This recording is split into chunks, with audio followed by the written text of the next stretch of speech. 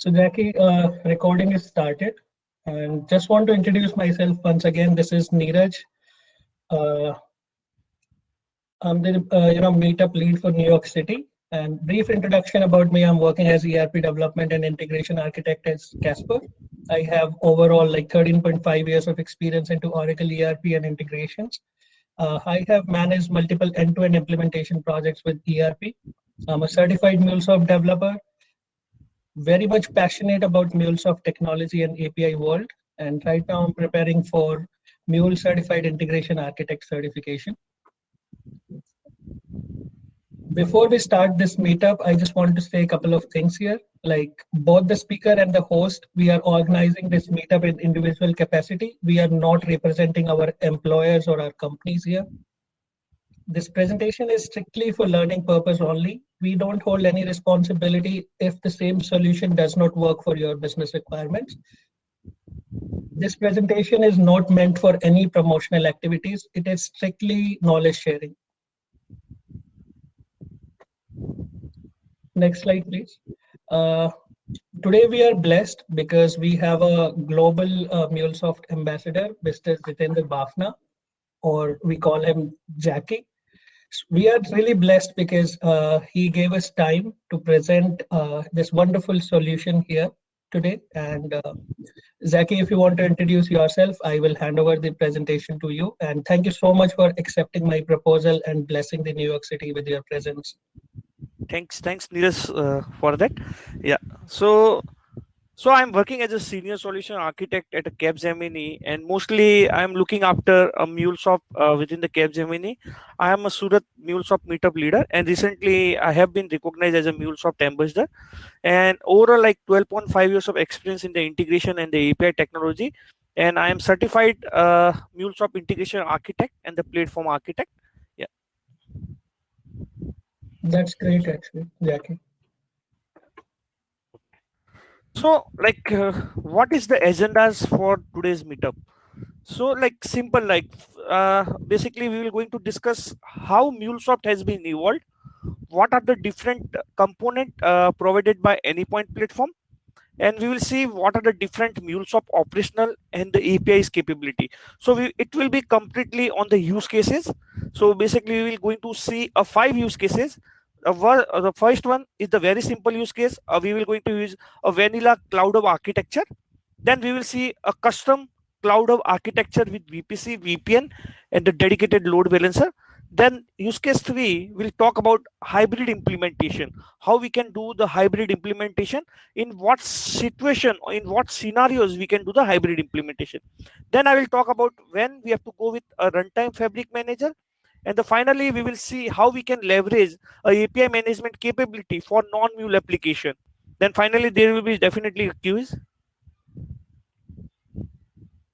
So let me start with why we talk about MuleSoft. So if you see from last 5 years, if you see the MuleSoft is the leader, okay, in the Gartner quadrant, in the Magic Quadrant. Basically, he is the leader for 6 time in the iPaaS integration platform as a service and 5 time in the API management. So till 2020, MuleSoft is the leader in the Gartner Magic Quadrant, basically. Okay.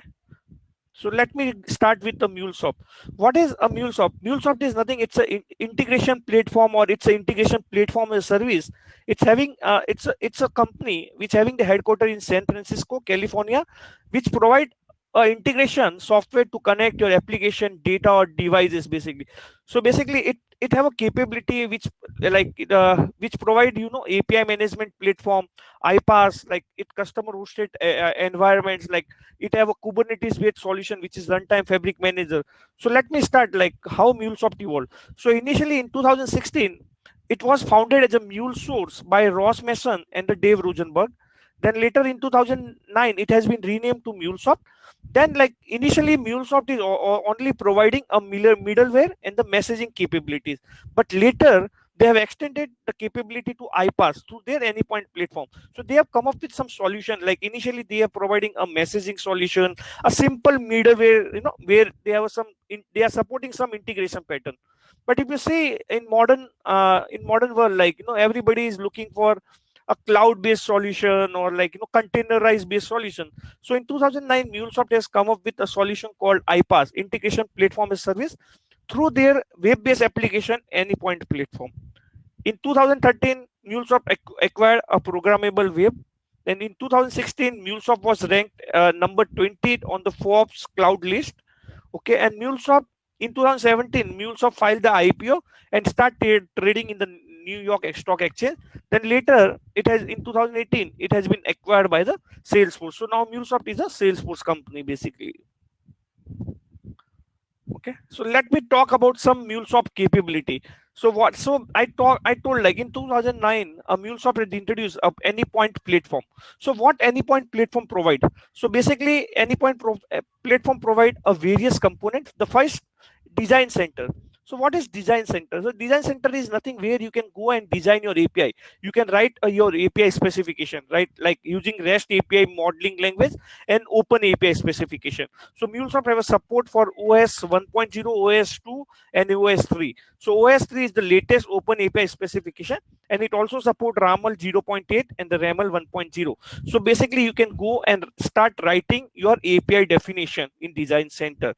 Anypoint Exchange is a repository hub where you can publish or where you can store your assets, like reusable asset. Like if you are building your own connectors, so you can store in the Anypoint Exchange. If you are building any custom application or like those assets, you can like publish in the Anypoint Exchange. Apart from that, in Anypoint Exchange, you can find lot of connectors, lot of templates, lot of different solutions. You can find it from Anypoint Exchange.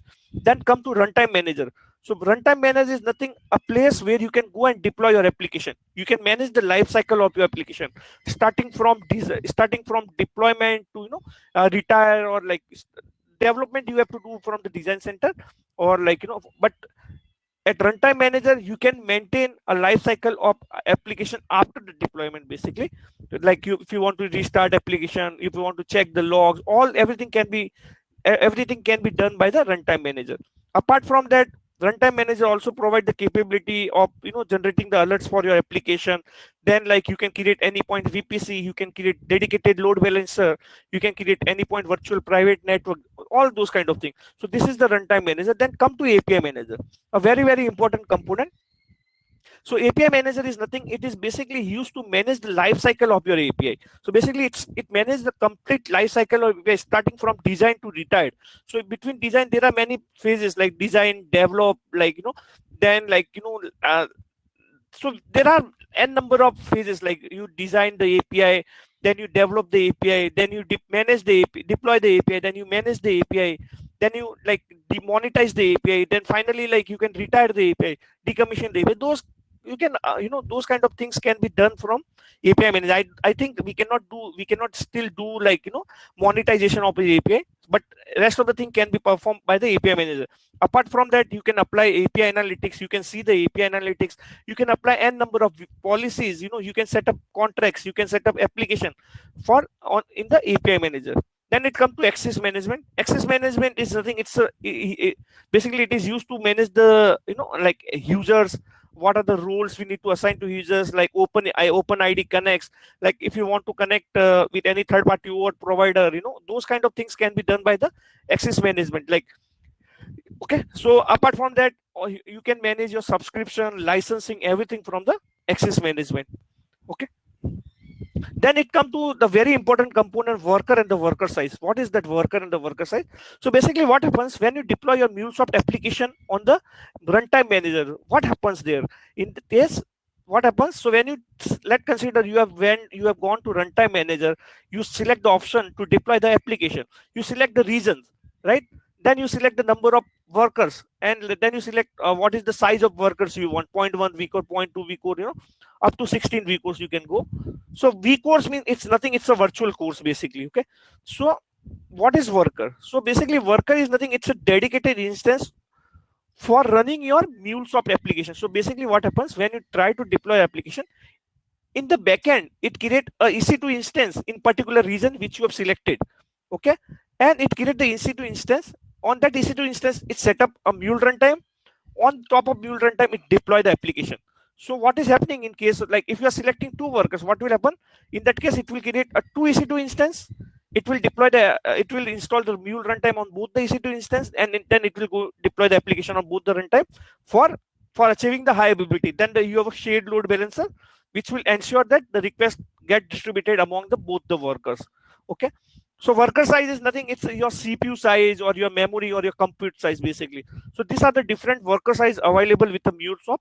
So 0.1 vCores, a minimum you have to assign when you are deploying your application, and the maximum you can go up to 16 vCores basically. Okay, let's consider if I have a 0.1 vCore, if I am deploying on the two workers, so in that case, 0.1 vCore on one worker, 0.1 vCore on other worker, so total 0.2 vCores. So MuleSoft also provide other features like zero downtime updates, horizontal and vertical scaling, auto scaling, and the intelligent healing. So what is zero downtime update? Exactly what happens in the backend. So let's consider if you want to redeploy your application. In that case, what happens? So for redeploying the application will create a new EC2 instance on the backend.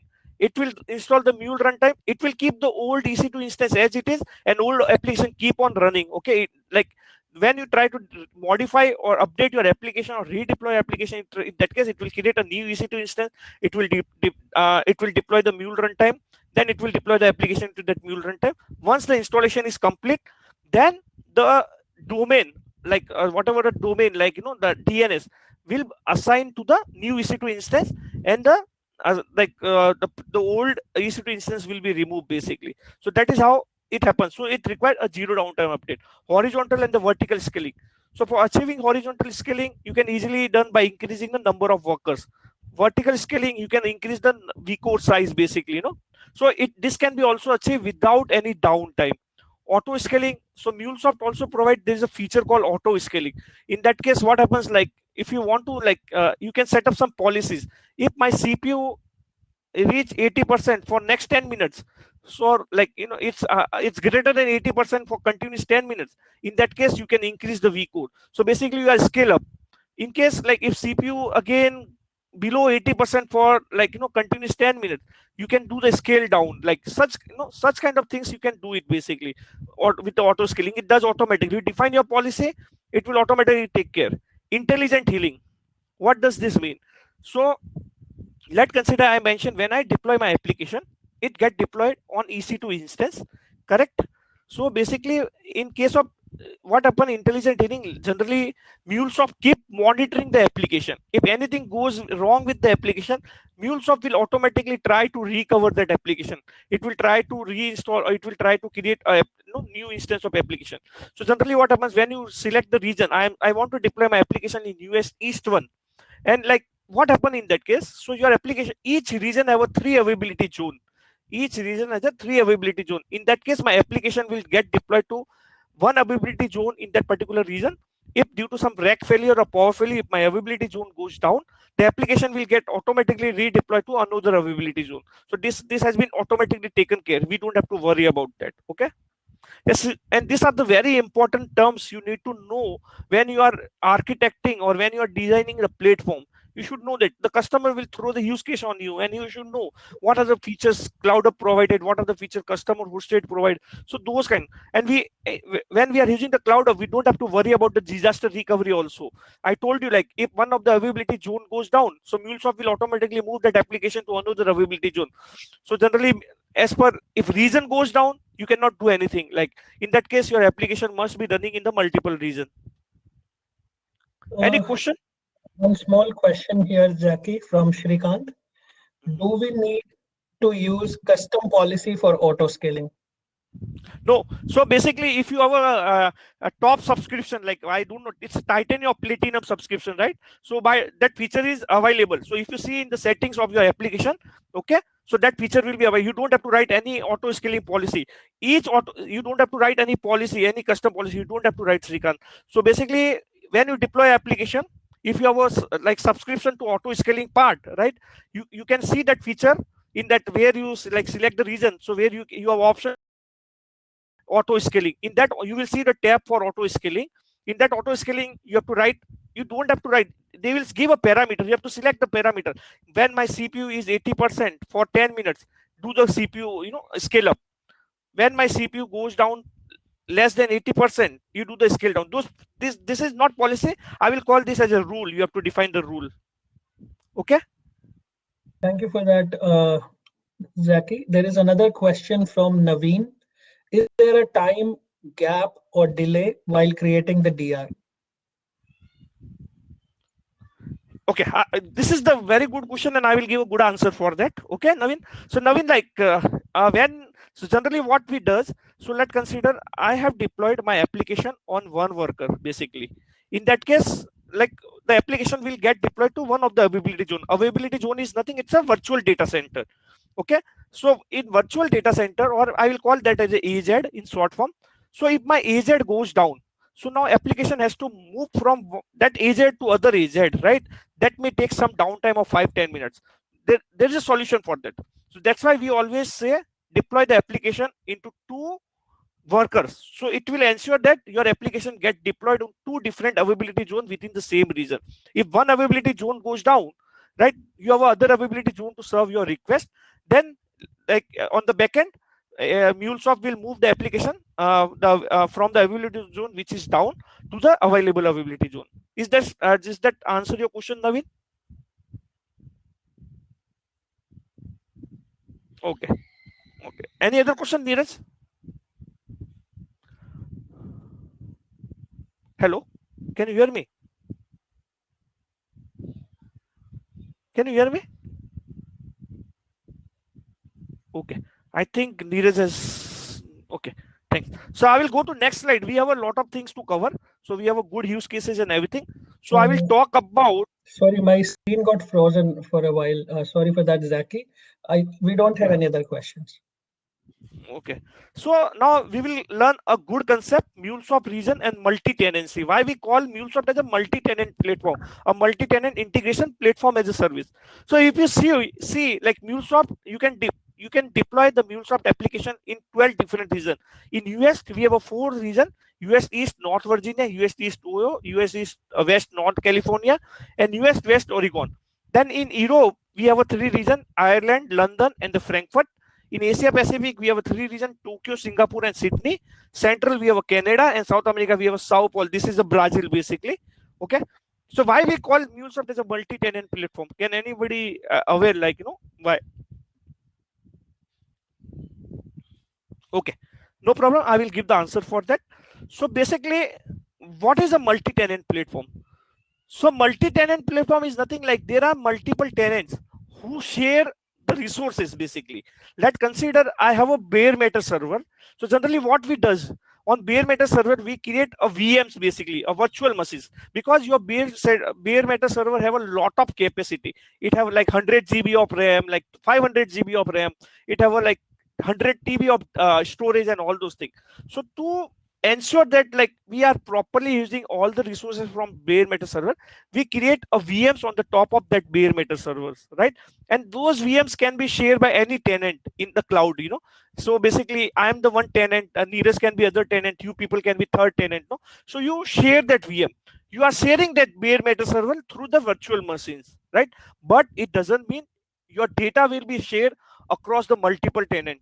Your data will not be shared. Okay, it will be the isolated basically. So generally what happens, if you see each region has some IP range. Okay, see this small box represents some IP ranges. So let's consider first tenant deploy the application, it goes into first box in the US North Virginia. The second tenant also try to deploy application, it also get deployed into the same IP range. But it doesn't means the data will be shared across the application, because if you see each application deployed on the different EC2 instances, right? And each application is independent of each other basically. Apart from that, why MuleSoft is called as a multi-tenant? We talk about the infrastructure as a service. It's sharing the infrastructure. It also share the platform. So basically, any point platform. So generally, like each tenant doesn't have its own separate AnyPoint platform basically. Everyone, all the tenants of the MuleSoft sharing the same AnyPoint platform basically. But it doesn't mean your data can be seen by other tenant and other tenant data can be seen by you. You have your own organization ID, the other tenant have its own organization ID. So everything gets stored on the top of your organization ID. Okay, so apart from that, MuleSoft is also all the tenant is also sharing the load balancer, the shared load balancer. We call this as a shared load balancer, right? So generally, if you see, you have one tenant have deployed the application with XYZ name in particular region, the other tenant cannot deploy the application with name XYZ. His name must be unique. So basically, the application all name must be unique across the platform. Like one client cannot deploy the application with name XYZ, and you can also deploy. It doesn't. It should not be like that. It must be unique globally, basically. Okay, so if you see, the worker cloud is a multi-tenant cloud of the virtual machine. That's what we have discussed, right? The infrastructure is also shared. Secondly, the management console and the platform service has been shared. Everything architecture, all tenants share the same UI, monitoring services, load balancer. This service do not process or transmit your data. As I mentioned, all data is isolated. And there are 12 regions. Each region have its own shared load balancer. So if you see, this is the domain, basically US E1, US E2. So there are load balancer for each and every region, basically. Okay, before I go into MuleSoft operational capability, any doubt on multi-tenancy? Why we call it a multi-tenancy? Any question, guys? So it's simple, like, as you know, like AnyPoint platform is shared across the multiple tenant. Tenant is nothing; they are the client of MuleSoft, basically. Okay, so generally, like the base client, basically we call client as a tenant, basically. So they are sharing, which doesn't mean they are sharing the data. They are sharing the hardware also. They are sharing the IP ranges. They are sharing the subnets. They are sharing everything. But it doesn't mean the data will be shared between the tenants, basically. Okay. Let me go to next slide. So quickly, let me move to next slide. So we will talk about MuleSoft operational capability and deployment option. So we will start with some use cases now. We have gone through various things. Sorry to interrupt you, Zaki. One small question from Sridhar. Due to the shared load balancer common across all tenants, will there be a performance issue? It's a good question, actually. Yeah, yes, Sridhar, it's a good question. That's why MuleSoft has put a rate limiting on your shared load balancer for each tenant. Okay, for you, each application. So basically, there is a rate limiting on the shared load balancer, basically. So generally, it keep on changing. Like, it depending on number of requests comes. So that rate limiting keep on changing, Sridhar, to maintain the performance issues, to avoid the performance issues and all those things.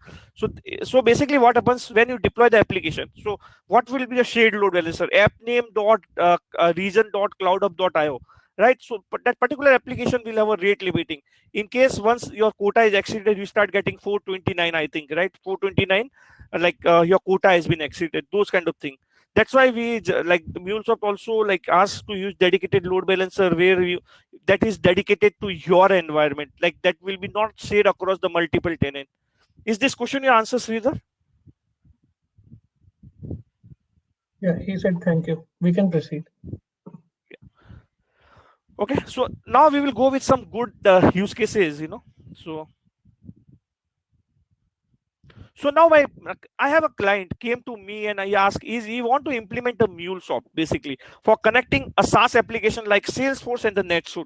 Okay, and cloud-based solution where they don't want to manage the infrastructure. All application must be highly available and the fault tolerance. And API must be secure with a client ID enforcement policy. And platform must have a feature like intelligent healing, zero downtime updates, basically.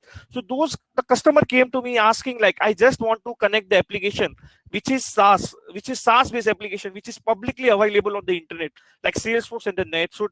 Application must be highly available, fault tolerance, can have a feature like zero downtime update. Apart from that, the client is very small and they don't want to manage the platform there by themselves. So like if anything goes wrong with application, it automatically heal, it automatically get healed. So those kind of requirement came from the customer and they don't want to manage any infrastructure, any platform or anything. So we will implement this simple solution. So basically, what I suggest to client, like I will have a tree environment, dev, test, and the production in my runtime manager. As I mentioned, like, runtime manager is a place where we deploy the application. And generally, in runtime manager, the egress connection is enabled by default. So internet connectivity is already there. When we deploy the application into the cloud of runtime manager, the internet, the there's the internet available, like you don't have to do anything, so you can easily connect the SaaS based application which is available over the internet. Okay, and then you have some platform services like application data, schedule, insight, and all those things. So there's the one more requirement, like they want to enable the API policies, API security basically. So you can enable, like you can connect to the API manager, or you can peer the API manager and runtime manager using API proxy and API auto discovery. So generally I use the API auto discovery. Okay, and you can use the API proxy also. So that is how we can connect your runtime manager and the API manager using API manager. So let me consider, like we have covered this requirement, client ID enforcement policy. So when you are using the cloud up platform, it will automatically provide feature like intelligent healing and zero downtime. Client is looking to implement SaaS application, so by default the internet connection is available when you deploy the application into the cloud hub.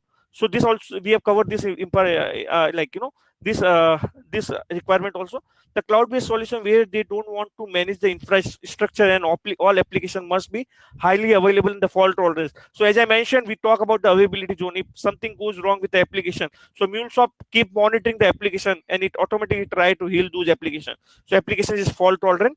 For a high availability, we will deploy the application on more than one worker basically. So this will ensure the high availability. Any question on this architecture? And this is the vanilla architecture. We don't have to do any customization. We can use whatever MuleSoft provided as it is. Just we have to create some environments. And like we have to ensure like we can connect with API manager using proxy or API auto discovery. Any question on this architecture? A small question from my side, Zaki, if you don't mind. Could you please go back to that slide? Yeah. So how API manager knows that, okay, this API is from production, or this API is from test, or this is from development? No, okay.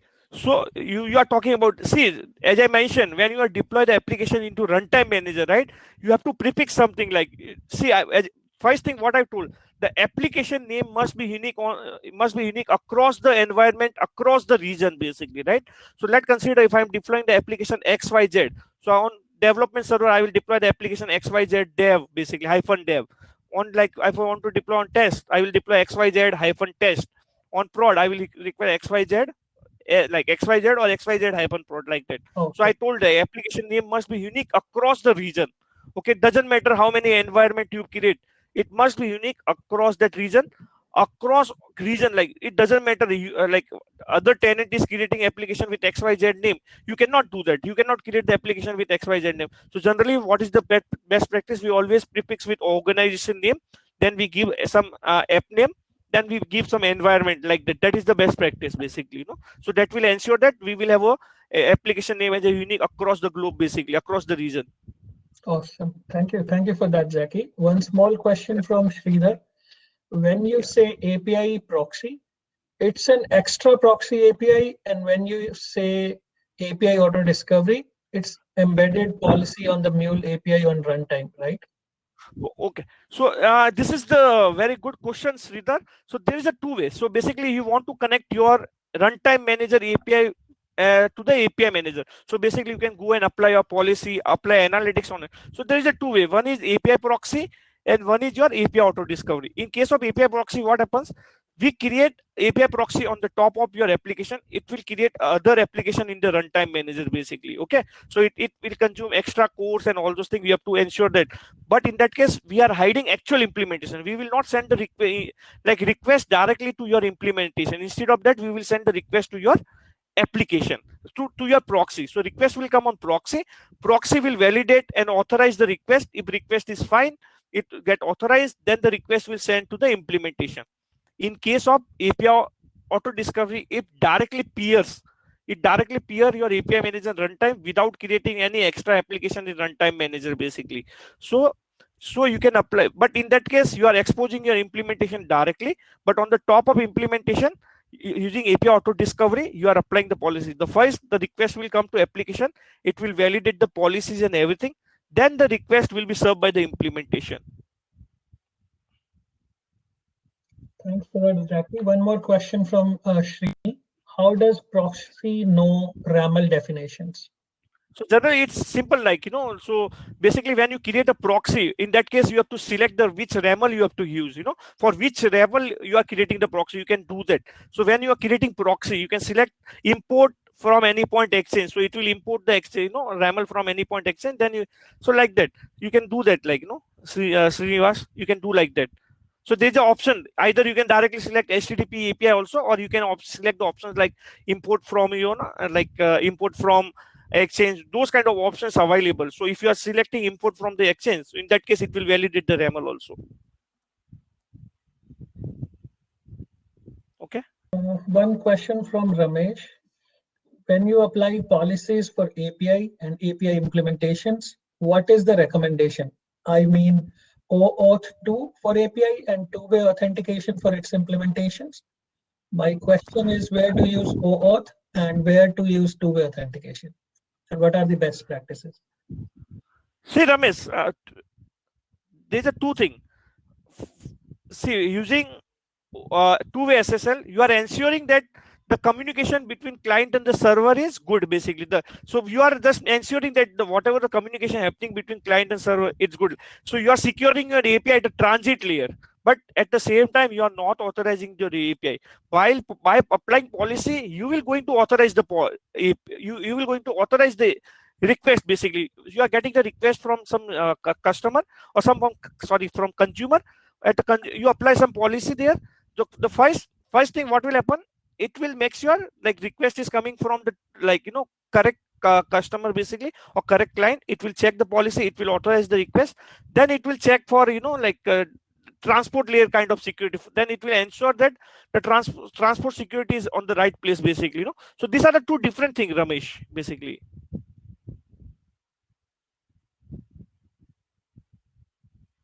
Correct, Srinivas. So OAuth is for used for authentication and authorization, whereas two-way communication is used at a transit layer. You are, at a transport layer, basically, at a network layer, basically, and you are using the OAuth policy at the application layer, basically. So these are two different things. Okay. Correct. Thank you for that, Jackie. Dheeraj has one question: tunnel encryption versus API authentication. Yeah, he's just saying same thing, like tunnel encryption, like two-way SSL, right? You are securing your data at a transport layer, then you are giving the API authentication, basically using OAuth or client ID enforcement policies and all those things. Okay. Thank you for that, Dheeraj. Yeah, okay. So let me go to next slide. I will show some demo here. So like what I've done, so I have an application. So basically, I have some Cloud Hub Auto Discovery app. Currently, it's unregistered. So basically, what I can do, I can go to Runtime Manager.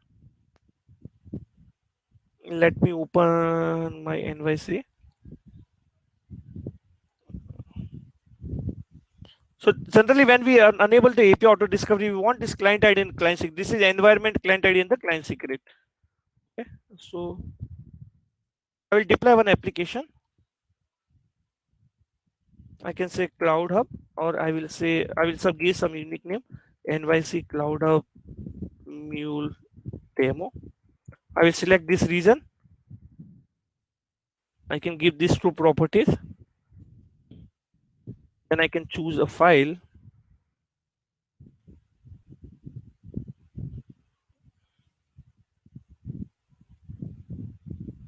Cloud, let me check. Yeah, I will deploy this application. Deploy. Okay. So generally, just I want to show you, like, so generally I select the regions and all those things, and here you can see the demo is nothing like I want to show you shared load balancer, basically. So if you see, when it deploy the application, it create a shared load balancer, and this is my shared load balancer for accessing the application. Okay. Okay, this is my shared load balancer, basically. NYC Cloud, I have given the wrong name, that's fine. So what is the format for shared load balancer? App name dot region dot cloud hub dot io. Okay, this name must be unique across the region. Doesn't matter, like, it's a different tenant, basically. It doesn't matter for all the tenant. it applicable to all the tenant. Basically, this name must be unique basically. Okay, so let me move to a second use case which is much more complex than this one.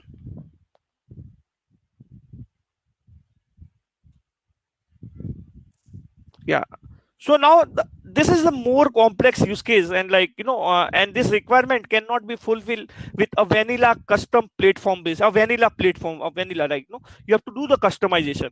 So first thing, the client is looking to implement a MuleSoft for connecting SaaS based application.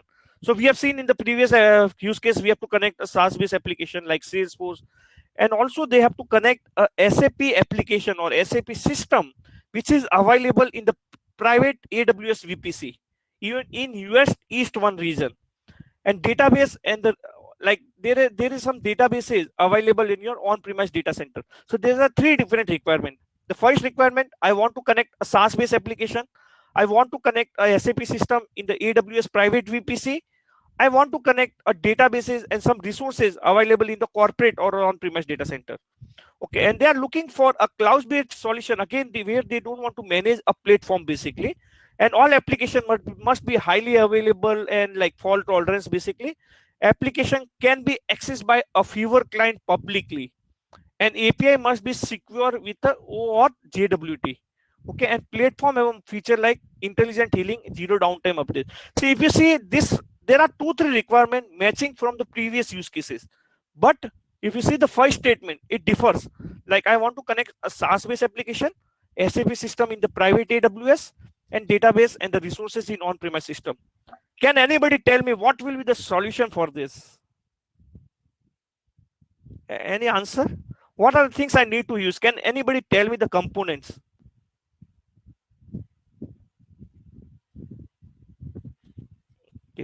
Okay, I will show the solution. It's a bit different kind of solution. Let me open a solution. This is the solution for this application. Okay, so then what I will do, I will create like I have a API manager.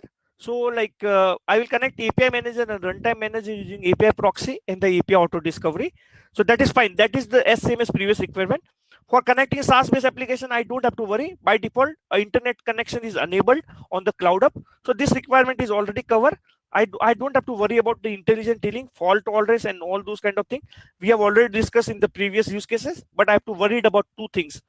Basically, I want to connect AWS cloud private VPC and the corporate data center.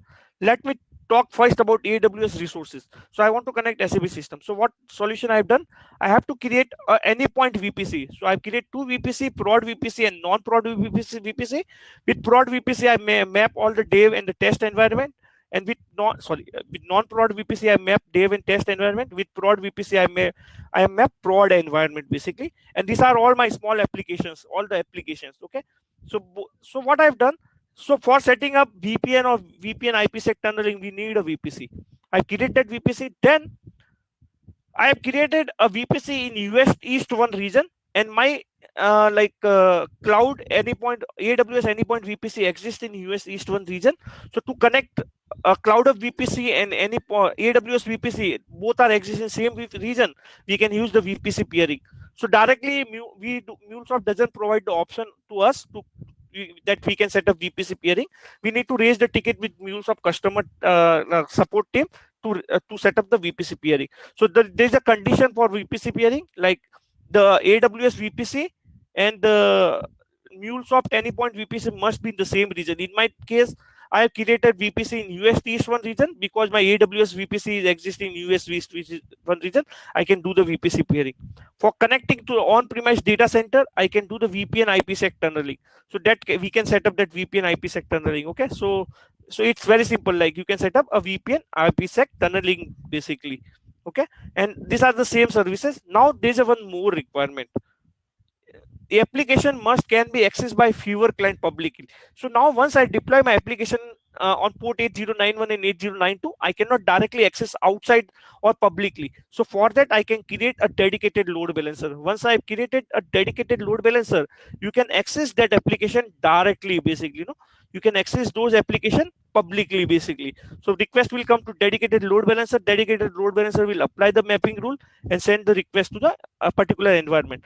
But the requirement is that it can be accessed only by fewer client publicly. So dedicated load balancer provide a feature called whitelisted CIDRs, whitelisted classless interdynamic routing. So by default on dedicated load balancer, all the traffic is allowed from the outside. Okay, so because it's by default the CIDR has been support 0.0.0.0/0. So you can delete that. You can allow only CIDR mask, like which has to access those application basically.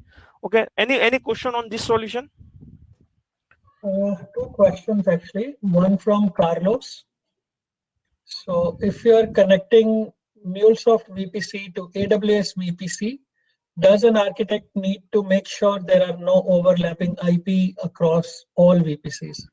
Correct. Carlos, this is a very good question. Okay, so Carlos, we have to ensure that once we have set up a VPC, like we have said, see, if we are not doing any VPN connection or VPC peering, in that case, if IP is overlapping, doesn't matter. But once we have set up a VPC peering and VPN IPsec tunneling, and it will, like we have done that, right?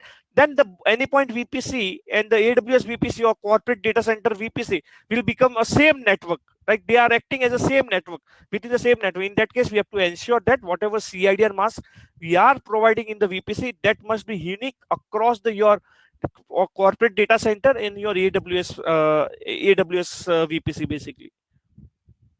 Okay. Carlos said thank you for that. One question from Navneet. Can we do VPC pairing within the same region?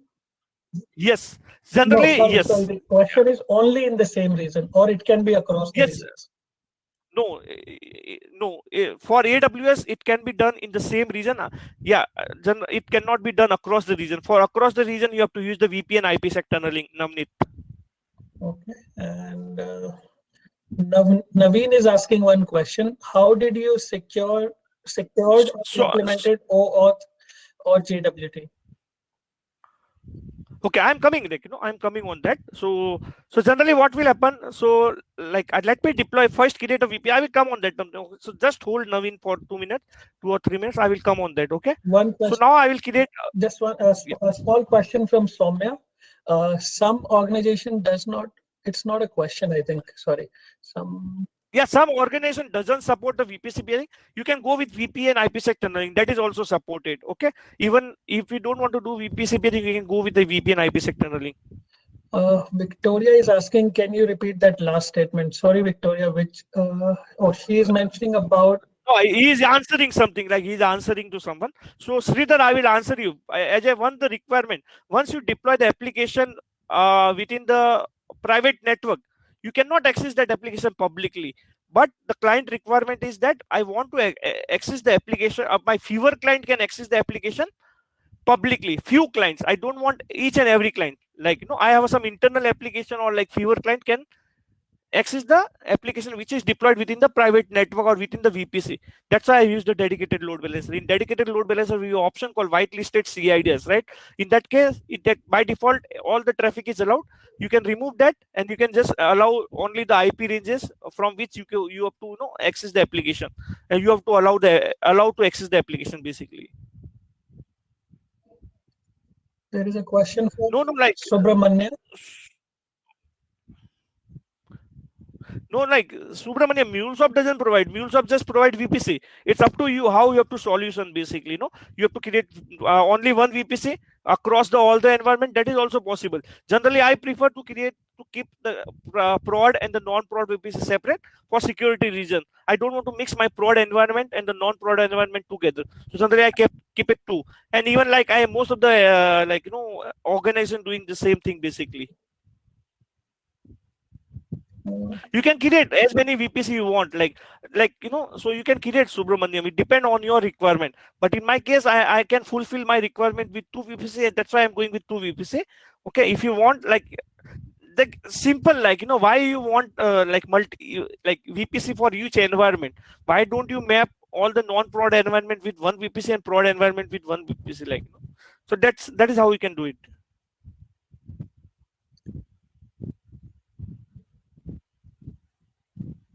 Is the subnet uniqueness pointed by Carlos applicable for I?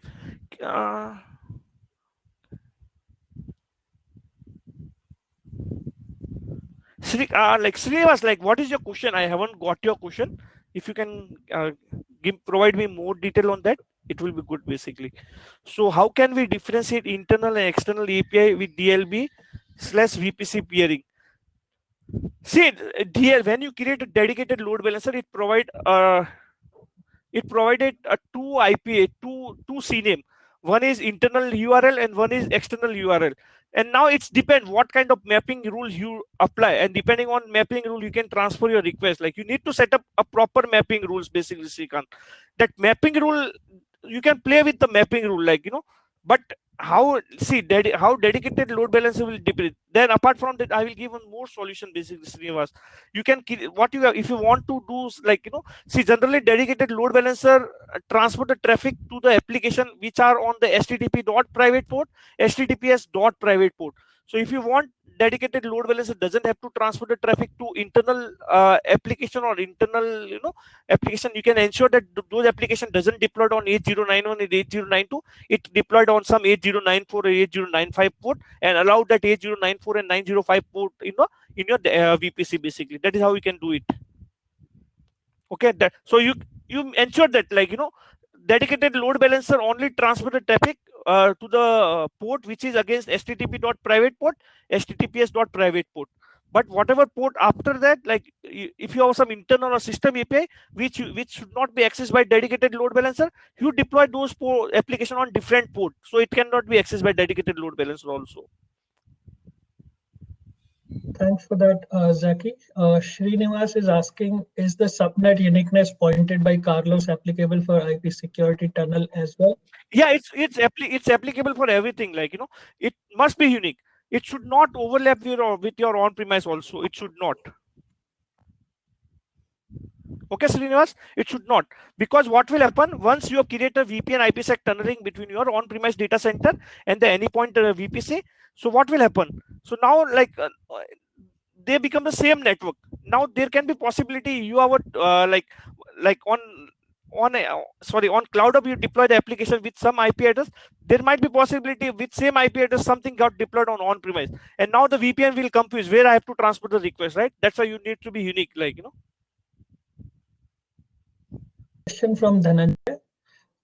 Sorry, before that, Ajay, I think problem is on your side. Zaki, are you able to hear me? Yes. I think problem is on Ajay's side. Yeah, one question from Dhananjay. If two VPCs connected by VPC pairing, IPsec tunnel or VPN, both have DLB, your load balancer, then it will still be used and IP conflict should not happen. Otherwise, only on DLB is used, then IP conflicts happen. No. Nothing to do with DLB. Okay, IP conflict is not happening because of DLB. On VPC, you need to ensure that your IP is unique across your on-premise or whatever the environment or whatever network you are connecting. Nothing to do with dedicated load balancer. Okay, dedicated load balancer responsibility is like just to validate and transfer the request to the correct application in the CloudHub environment.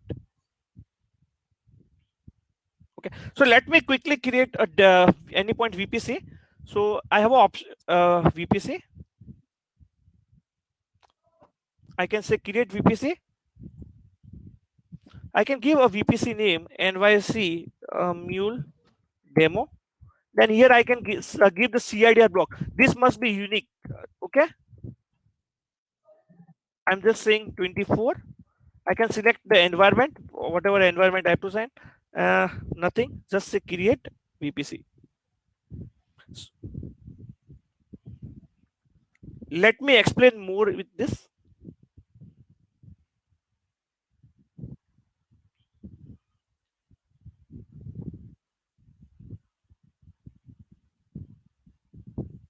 Okay, and I created my VPC. Now let me explain with this. So I create the environment, and if you see, there are 4 firewall rules: HTTP port and HTTP. Whatever the port against these two things, the dedicated load balancer can transfer the traffic to this. No, if I put 8093 against this property, so dedicated load balancer will transfer the traffic to 8093. So these are the currently 8091, 8092, which is allowed within the VPC 8081 and 8082, which is allowed the publicly basically. If you deploy the application, you can access through the shared load balancer also. Okay, so these are the some rules. So let me go to load balancer. I can quickly create a load balancer. So I can say NYC demo TLB. I can say target VPC. You have to select in which VPC you have to create load balancer. This is the year. So by default, all the traffic is allowed. So you can delete this and you can allow only IP range who can access your application. I can keep as is. Then I can say add certificates. Hopefully I will be having the certificates.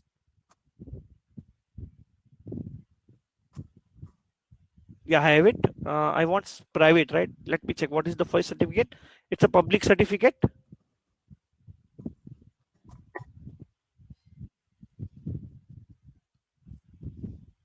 Then a private certificate. Okay.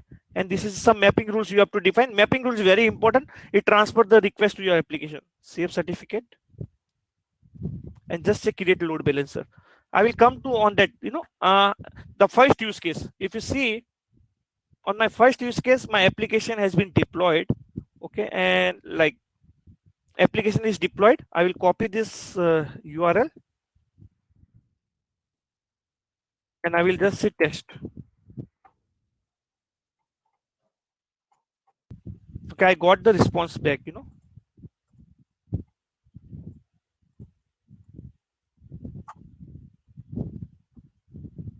So response for the application deployed to the Cloud Hub. Okay, so let me do one thing. I will create one more application, deploy, and deploy. Now I will deploy the application within VPC NYC Mule VPC demo. Okay, then I can choose a file. Make sure like your VPC and application deployed within the same region. Otherwise, it will not work. VPC application, deploy application. So till application is deploying, I will go with the other use case. Any question on this use case? Dhananjay has one question, Zaki.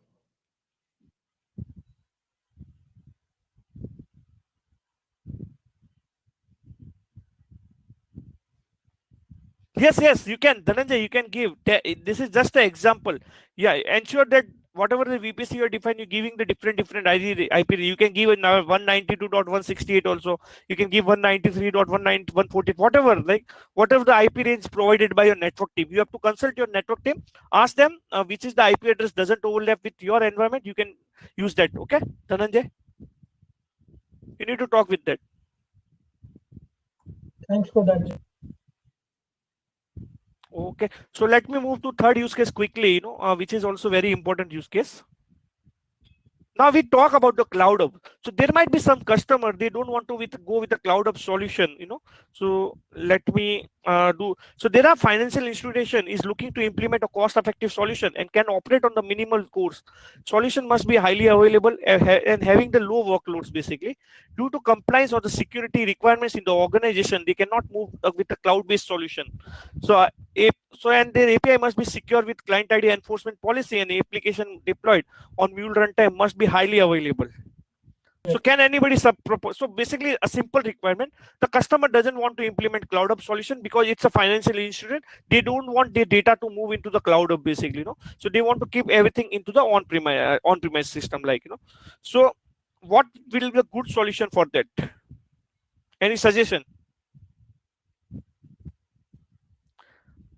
But my question, they have only they want to work on the minimal course basically, and their workloads are very low, very small basically. Yes, I think Sridhar is right. Somejit is right. We have to go with a hybrid implementation. So because if you see, they have to operate on minimal cost. We can use the RTF also, but at the same time, the hardware cost may increase for them because they have a very low workloads. Basically, they mentioned that having the low workloads, right? Okay, so this is the solution. So where what I can do, have a multiple environment. So each environment will have a multiple server and they will be the clustered basically. So both the environment will be the cluster basically, So prod and the server, we will use the clustering. Between test and the test server, we will use the clustering. For HTTP load balancer, we will use the external load balancer, third party load balancer. So client can send the request to the HTTP load balancer. Okay, the HTTP load balancer will ensure that request go to either one of the server. For internal workloads, we have a clustering basically. Okay, and then this is our data plane. For applying the policies and all those things, we can connect your application to the anypoint platform using our control plane will be in the anypoint platform. So I need to apply the policies on all those things. So we can use the API proxy or API auto discovery for your on-premise solution also. Okay, and we can apply anypoint monitoring, all those things. So this is the hybrid implementation basically. This is the hybrid implementation where your control plane, so the data will never move from on-premise to the cloud hub. It will only move the metadata like monitoring data. It doesn't move any request or response into the into your anypoint platform. Only metadata can move to the cloud basically. So this is the perfect solution, the work for the customer basically. Any question? One question from Naveen, can we implement control also on on-premise? I will say theoretically, yes, Naveen. You have to have a private cloud PC, private cloud edition, right? So you can have your own private cloud. You have to implement the anypoint platform on your private cloud or on-premise system, and then you can implement your control plane within your on-premise. Like that, you can do it. Practically, it is possible, basically.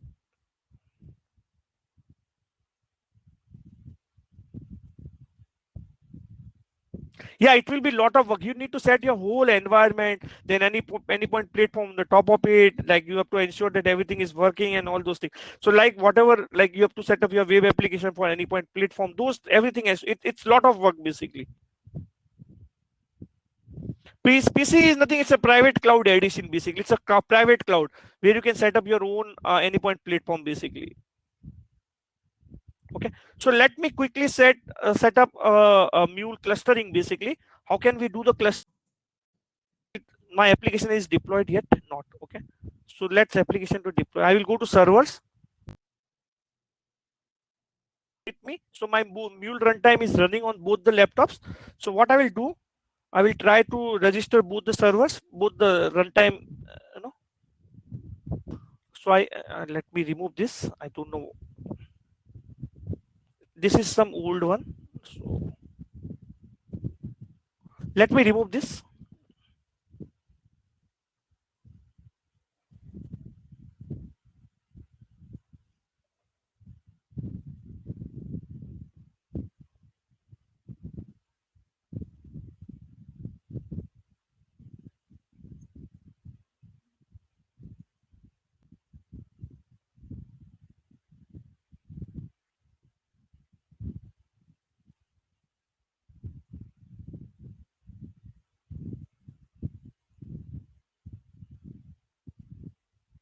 Just give me a second.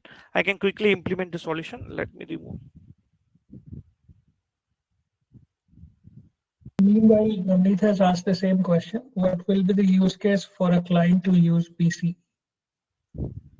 See, some people like it, like I have never seen this has been used. This has been used, but there are some client like they don't want, like they don't want to share the platform also. Like they don't want to work in the multi-tenant platform basically. Like they don't want, even like there are some bank clients or banking institution, they are very strict. Like they don't want to work in the multi-tenancy platform, multi-tenant platform. In those kind of thing, you go government cloud is something different. Like you are right. So government, it is there, but it's a completely a different cloud basically. But PC, there are some banking institution, they don't want completely want to move to cloud. Even they don't want to share the anypoint platform. They don't want the control plane in your anypoint platform. In that case, you go with like the complete PC solution.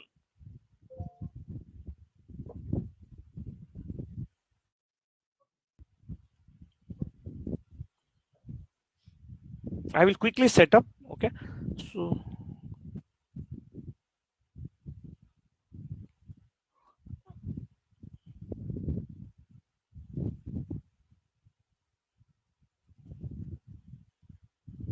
okay, okay. So I will quickly add the server. So I will just server one. Okay. Let me copy this command, and I will go to my mule runtime. So you can go to a bin folder, and you can go to, this is my mule runtime which is running. Ensure that your mule runtime is running. So my mule runtime is running. I will just paste it in Windows. Just ensure that you remove this dot slash. For Linux, it's fine. Let me try to set up on my second PC.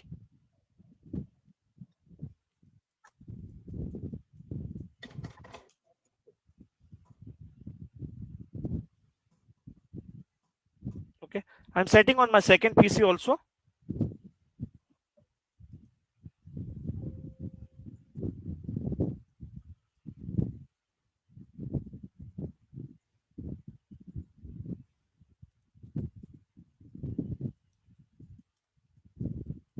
If you see, your one of the server might be registered.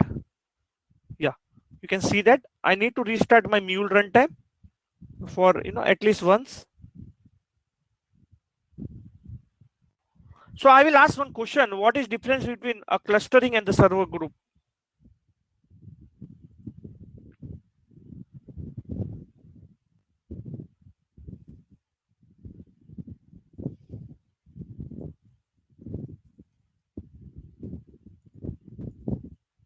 People have given answers like Dhananjay is saying one is physical and the other one is logical grouping. Sridhar is saying distributed memory. Srini is saying data grid. Srini is saying in cluster and server groups.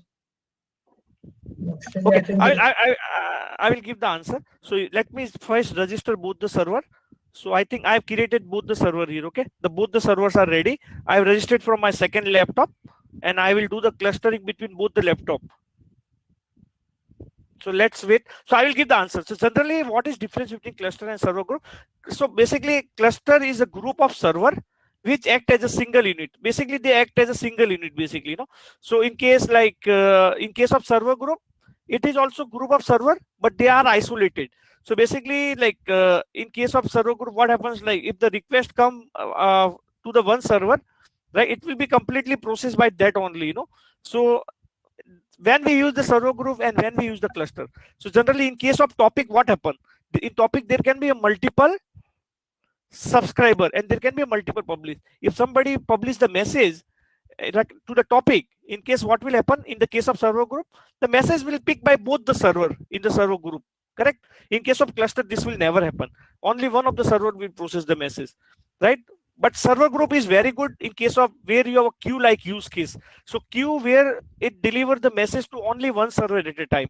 Even if you have a multiple consumer, right, to that particular message, but the queue have a property, it can characteristic, it can deliver the message to only one server, where server group works fine basically. In case of HTTP load balance, if you see the cluster, if you see the server group, in case of cluster, you have to use the third party load balancer for HTTP workloads, right? So same, you can use the server group, you can make use of the server group. I will tell you, in case of topic or file or SFTP, where there might be possibility like both the server can read the file, right? So there is a concurrency issue. In that case, you use the clustering.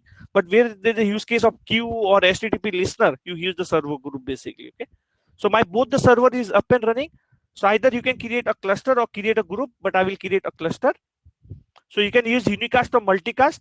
So unicast, most of the organization have a unicast is basically, and most of the organization doesn't support a multicast clustering basically. So I will say mule. A difference between multicast and the unicast clustering. In unicast, you have to give the IP address. You have to select the IP address basically of the server. Whereas in in multicast, you don't have to do that. It automatically recognizes what is the IP address of the other server. Okay. So let me go multicast. I will select the servers. Okay. I will say create. Once I will say create, it will restart the mule runtime automatically on your. So your on-premise data plane and the AnyPoint is communicating that. So let's wait.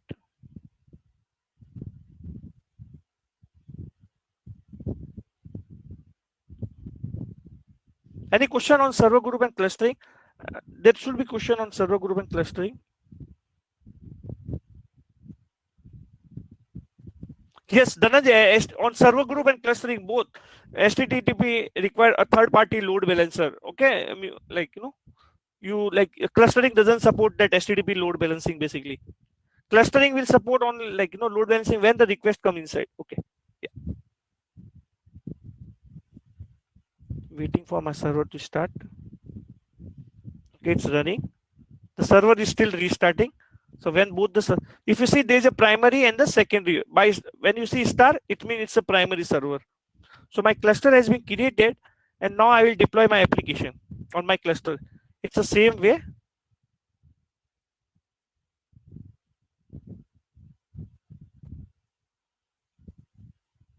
Deploy application.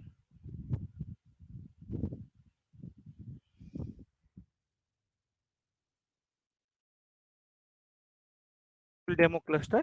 So you have to select a cluster basically. Okay, select the target as a cluster. So it will deploy the application on both the nodes. Select the file. In this case, on-premise mule app. Just say deploy application. And once the application will deploy it, you will see something in your apps folder. Something will come in your apps folder.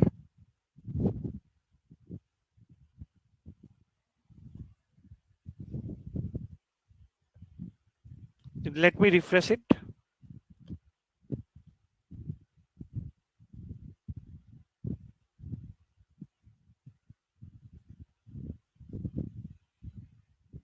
Let me check on second apps folder.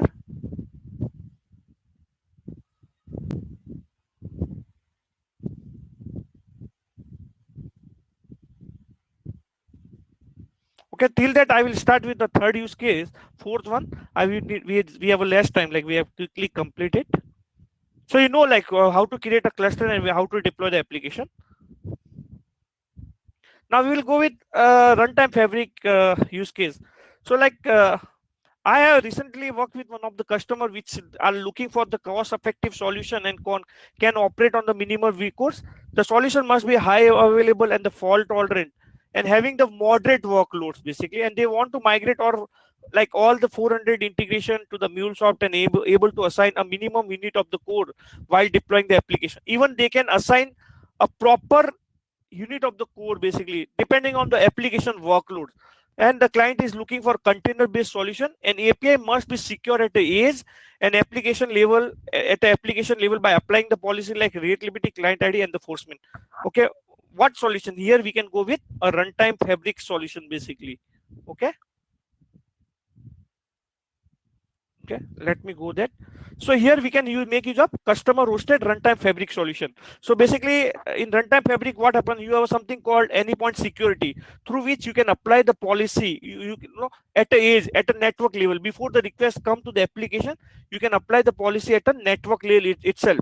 Like you have various anomalies detection policies, you have HTTP limits, you have like policy to avoid distributed denial of service, you have a various other policy within your AnyPoint. You have a tokenization policies, you have various policy you can apply at edge level. Then you can make use of API auto discovery to apply the policies at the application level basically, and it works on the controller worker node basically architecture.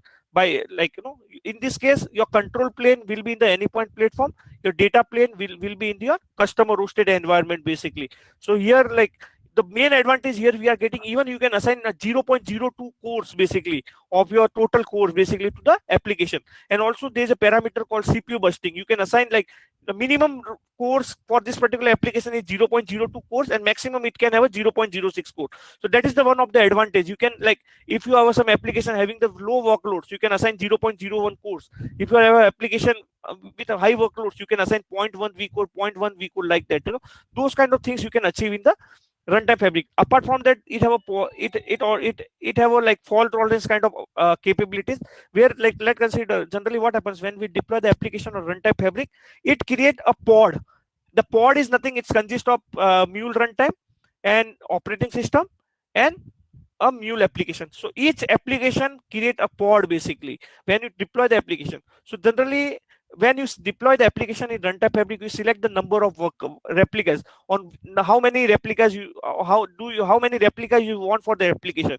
So if you're selecting more than one, it will ensure the high availability for fault tolerance. So like runtime fabric automatically provide a feature where if application on one worker node get crash or something happen, like something goes wrong, it automatically try to restart that application in other worker nodes basically. So those kind of capability available with the runtime fabric. So you got my point, right? So why we have used, any question on runtime fabric solution? One question from Subramaniam. Does RTF have auto scaling feature? Is it possible to apply policies or limits? See, no. See, Naveen, you don't have, you can deploy, Naveen, first I will answer Subramaniam. Subramaniam, like for auto scaling, you need to enable that feature because it's a customer hosted solution, right? So if you are working on AWS, so you can have auto scaling and a fleet management kind of features. You can add that, you can easily add that. So those is probable, but MuleSoft will not, it's a customer hosted solution, right? You have to maintain the infrastructure. How do you want the infrastructure? That has to be defined by you, right? So MuleSoft will provide the specification, like it required minimum 100 MB of hard disk, 100 GB of hard disk, like that. But how do you want the multiple instance in multiple data center? You want, like, basically auto scaling feature, that you have to decide, like, that doesn't come directly with with a this particular Kubernetes or runtime fabric basically. This is up to you, like how do you want.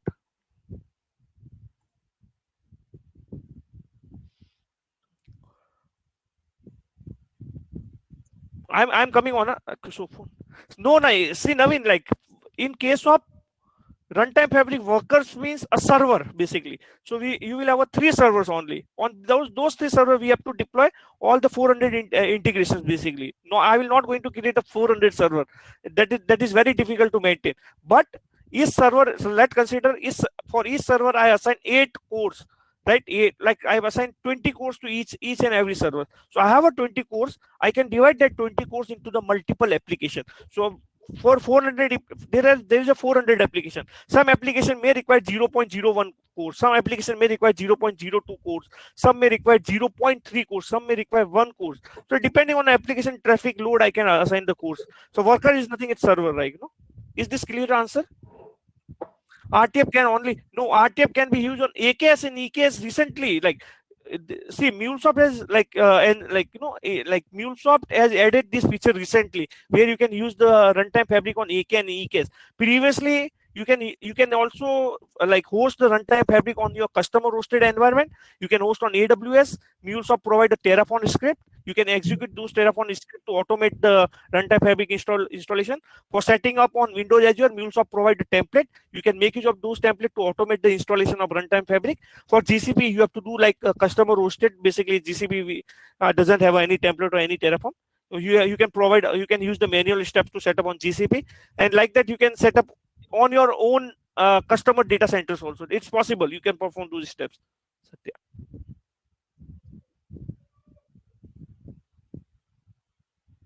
It doesn't matter. RTF can be, you can install the RTF on bare metal server. You can install RTF on virtual machines also, VMs also. That is also fine. Yeah. Yeah, I think we can proceed, Jackie. Yeah. Now we have a less time, right? Yeah. So I will go with last use case before I end the session. So now I want to leverage my API management capability for non-MuleSoft application. So I have a client want to implement a API management capability for non-MuleSoft application. They're having n number of web services and API implemented using non-MuleSoft technology, but there is no capability of API governance. So need to enable the OAuth 2.0 for all the web services and API, and want fewer client can access the APIs publicly and the security. Okay, so now uh, this security non-MuleSoft application. Okay, so now client, see what happened, the client have a on-premise solution where they have a web services and API which is written in non-MuleSoft application, but there's a no API management on the top of API. But they want to quickly implement a API governance layer on the top of their API. How can they do it? So generally there are people, most of the people will say we have to migrate all the APIs to other technology, but MuleSoft provide the capability where you can only leverage the API management capability for non-MuleSoft application. How can we do that? So, so basically, I have my web services on the on-premise and non-MuleSoft APIs on the on-premise. So for that, now I want a solution. I want to leverage this API management capability. So what I can do, I will create an Anypoint VPC. Why I have to create an Anypoint VPC? Because when I will deploy the proxy in my CloudUp, so those proxy can talk to the on-premise API. So for that, I need a VPN IPsec tunneling, right? So I create VPC and then VPN. Okay, and I create a proxies, and on the top of proxies, I can apply API policy, security, API analytics, and API alerts. So basically, what I've done, so I create a proxy. Those proxy will talk to web services and non-MuleSoft application via this VPN IPsec tunneling, and the request will come to this proxy, and we apply the policies on the top of proxy and API security on the top of proxy. That is how we can implement this solution. So basically, MuleSoft provide the concept called proxy. So the why the proxy concept is there, so you can implement a API management capability for your non-MuleSoft application also. Okay, so somebody asked me like let me how I can apply the JWT policy. I haven't shown that, so let this deployment has failed, that's fine. So let me go to my API manager. So I forget to answer that question, let me answer now.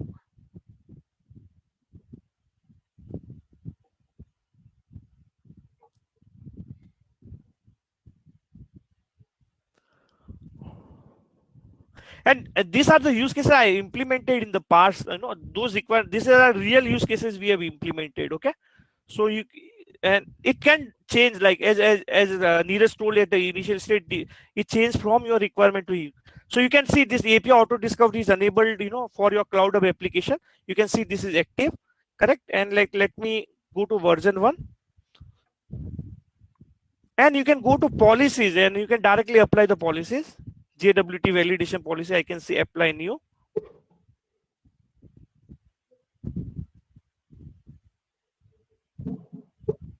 And you can say JWT validation policy.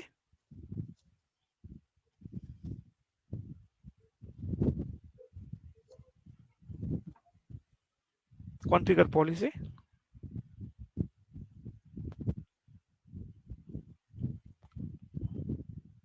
Yeah, just say apply.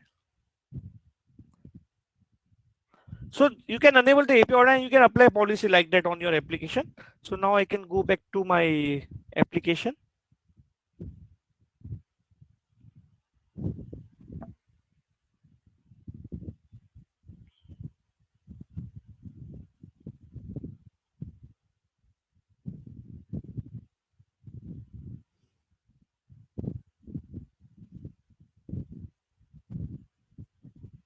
Okay, which is CloudHub Mule demo cluster. Yeah, VPC, something is wrong.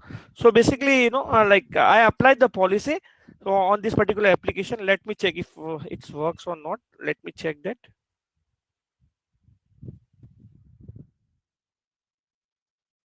Slash.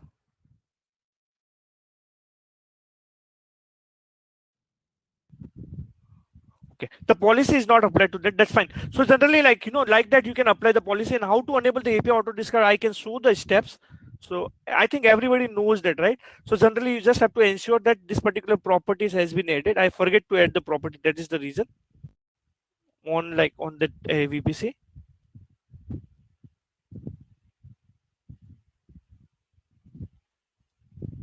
So basically, what happens when you create a API and API manager, it give a API instance ID. You have to configure that API instance ID in your application, and like ensure that these two properties are available in your when you deploy the application. Anypoint.platform.client ID, anypoint.platform.client secret, and this client ID and the client secret is belongs to your environment. Okay, so that is how we can do it.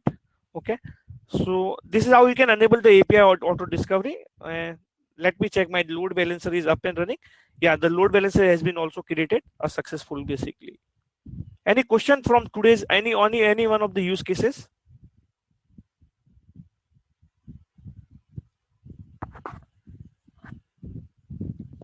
Yeah, Neeraj, I am done with all these 5 use cases and the 2-3 demos, whatever, you know.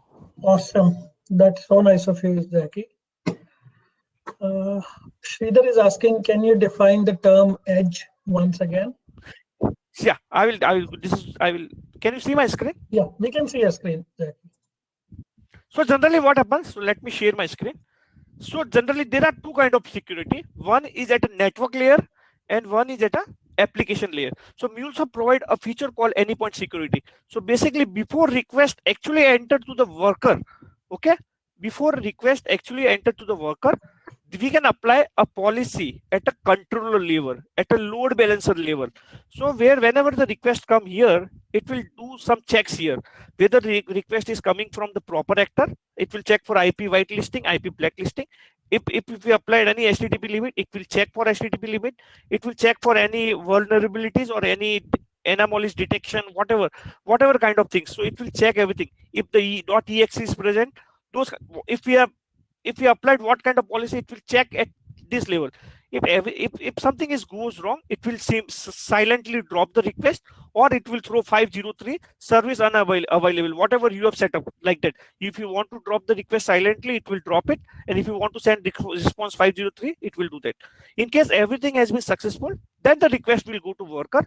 On worker, we have applied the API auto discovery with the policies.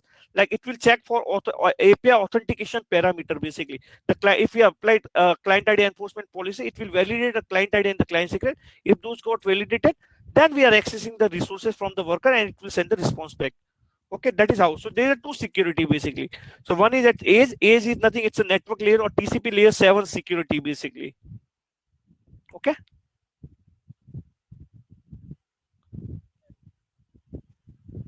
Wonderful answer.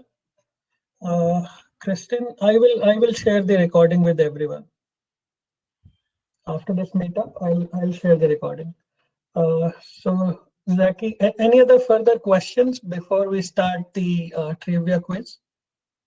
One question from Sridhar. How is edge security different to security as API policies? Okay, so it's a different, right? So the API policy, again, you are validating you are authorizing you're authenticating your API. But sometimes what happen, like you have some attacks like denial of service, distributed denial of service, SQL injection, right? So let me show this diagram again. So those kind of attacks. So like what happen if I don't put the ACE security here? So let's consider like I am getting n number of requests, like and those requests going to worker, and my worker will crash, like in case of denial of service or distributed denial of service. But at the ACE security, what is happening? If there's any denial of service, distributed denial of service attack, it can be stopped here. Our worker will never crash. Okay, those kind of like it's just stop your attacks basically on your APIs basically. So basically it will ensure that your resource is not consumed by those kind of attack. But at whatever policies is applied at the application layer, we are also checking whether we are getting the request from authorized user or not basically. So there is two things before getting this, like API security is work like a gateway basically, right? Then once the once everything has got validated at the gateway level, then request will actually enter into your application level. So at the application level, we applied the policies.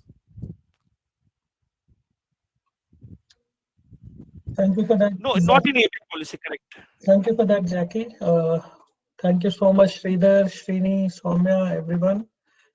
Great interaction, I think. Yeah. So it's a quiz time. Jackie, you want to say something else before the quiz, or shall we start? So guys, if you have any question on any architecture or anything, right, you can come to me directly, or you can reach to Neeraj and Neeraj can reach to me, whatever, you can reach me, like, any question on this RTF or any question on hybrid implementation cloud hub, you can definitely reach us and at any time. Okay. And let me stop the recording, Jackie. Yeah.